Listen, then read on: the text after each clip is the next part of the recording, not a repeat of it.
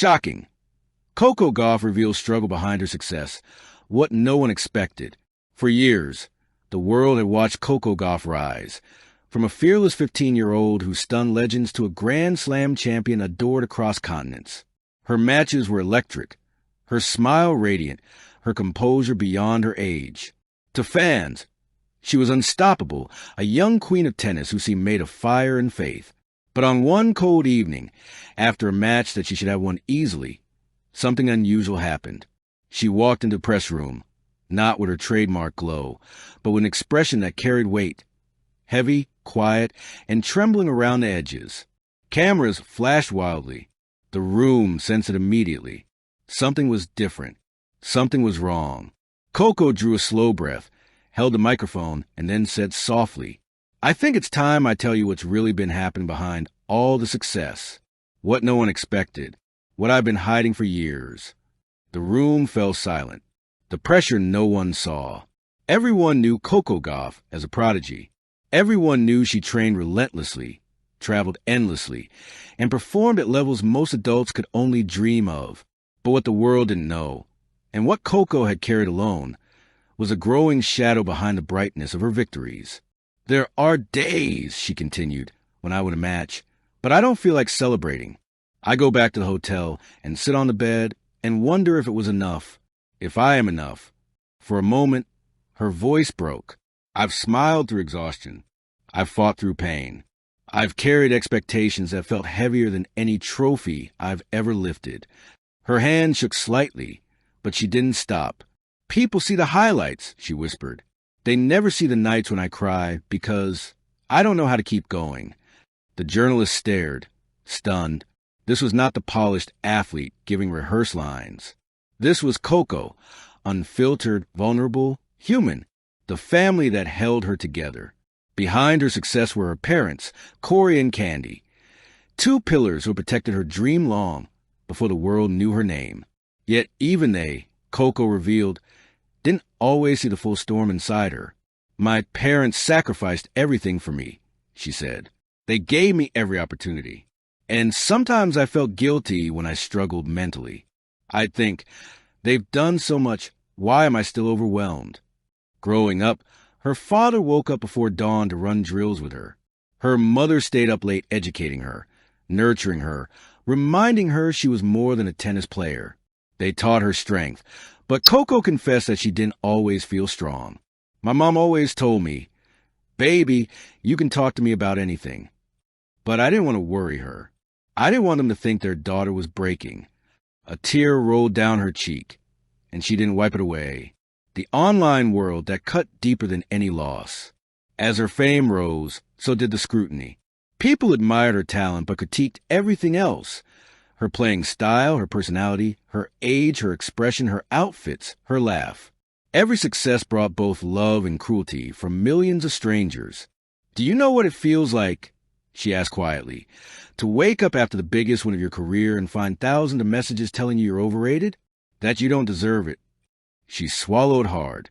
"Sometimes the noise gets so loud that it follows me onto the court. And no matter how fast I run, I can't outrun the words typed by people who don't even know me." Even as a champion, she battled self-doubt that wasn't hers, but imposed on her by others. The moment she almost walked away. Then came the most shocking confession of all. "There was a moment," she said, "right before last season, when I almost quit tennis." The air vanished from the room. I was tired, mentally drained. I felt like I wasn't playing for myself anymore, but for everyone else's expectations. She described a night alone in her hotel room in Europe, long after midnight, when the pressure cracked through the armor she had maintained for years.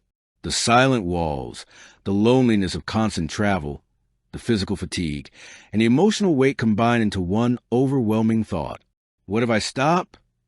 Coco closed her eyes as if reliving it. I sat there thinking about my father's pride, my mother's dreams, my younger siblings watching me on TV, and I felt like I'd disappoint the whole world if I walked away. So I stayed, but not because I was okay.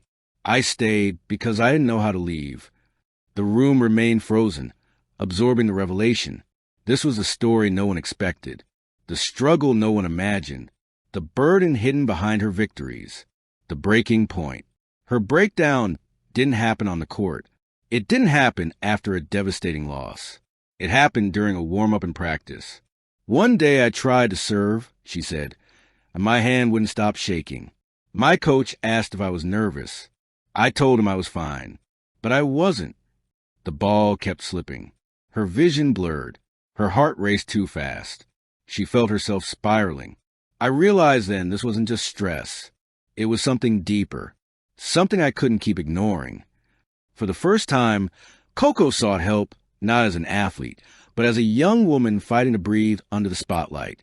That was the moment, she said, I chose myself. Healing, slow and imperfect. Coco didn't magically recover. She didn't simply get over it.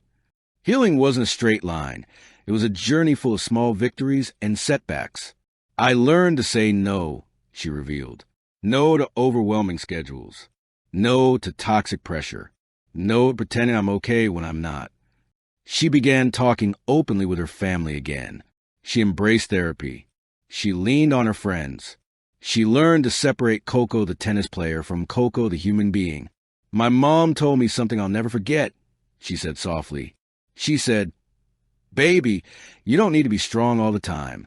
Sometimes strength is saying you're tired." The message heard around the world. As she finished speaking, Coco paused. Tears, but also relief, coated her expression. "I'm telling you all this," she said, "because sometimes people believe success means strength. But behind every success story is a human being fighting battles you never see." She looked directly at the cameras, straight at the millions who would watch this press conference around the globe. If you're struggling, please know you're not weak. You're not failing. You're a human, and you deserve space to breathe and heal. The room sat silent, many reporters unexpectedly emotional. "And as for me," she said finally, "I'm not done. I'm still learning, still growing, still fighting. But this time, I'm fighting with a full heart, not a heavy one. A new beginning." After the conference, social media exploded, not with criticism, but with overwhelming love. Fans praised her courage. Athletes from every sport sent messages of solidarity. Even strangers, moved by her vulnerability, shared their own stories. Coco didn't just reveal a struggle. She sparked a conversation. She inspired millions without hitting a single ball. Her story became more powerful than any championship win. The story of a young woman brave enough to expose the cracks in her crown, just to show the world that even queens bleed, break, and rise again. And as she stepped away from the podium that night, calmer, lighter, freer, it was clear. This was not the end of Coco Gauff's journey. This was the rebirth of it. Thank you for watching. Please don't forget to hit the subscribe button, like, and share. Till next time.